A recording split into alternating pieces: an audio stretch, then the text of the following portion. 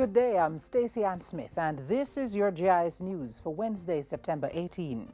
Jamaica has received a $951 million grant from the European Union for direct budgetary support, evidence of the EU's increasing confidence in the country's economic reform program.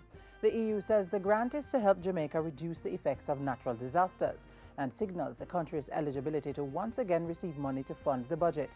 Finance Minister Dr. Peter Phillips said the disbursement by the EU strengthens Jamaica's relationship with the multilateral agency following the agreement with the International Monetary Fund. The absence of a fund program from 2011 had interrupted the flow of budgetary support resources to the government and people of Jamaica. We are very cognizant that we need to continue our performance in all aspects of the program, and particularly in relation to the strengthening of our financial management capabilities within the government of Jamaica as a whole in order to facilitate these funds. The EU's Director for Latin America and the Caribbean also reaffirms commitment to support Jamaica as the country continues to implement aspects of its economic reform program. These additional funds will be very helpful in tackling, because these are the funds that have not been tied to anything, will definitely help the government to tackle its priorities. And Jamaica has also received $2.6 billion in grant funding from the EU to improve services in the health sector. The grant will help Jamaica implement a program to reduce maternal and child mortality.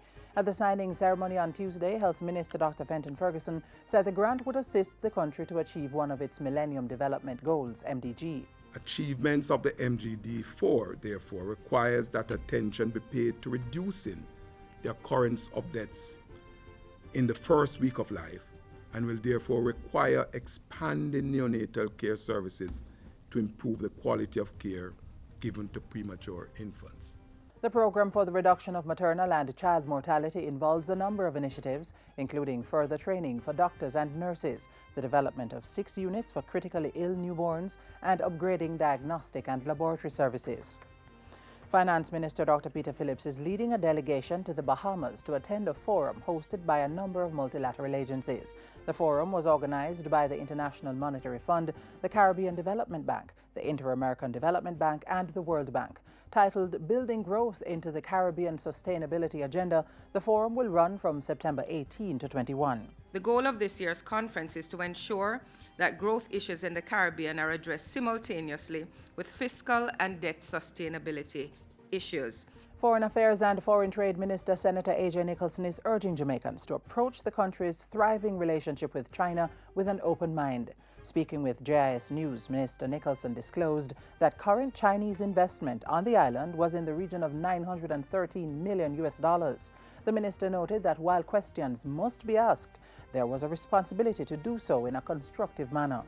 What I would encourage Jamaicans to do is to consider how best we can suggest to our government, to our persons in authority, as to how they might approach this relationship. Look at it in a positive way. And finally, 80 young people from the Southwest St. Andrew constituency have received sponsorship towards their tertiary education. The awardees, who received between $50,000 and $450,000, were chosen based on academic merit and financial need.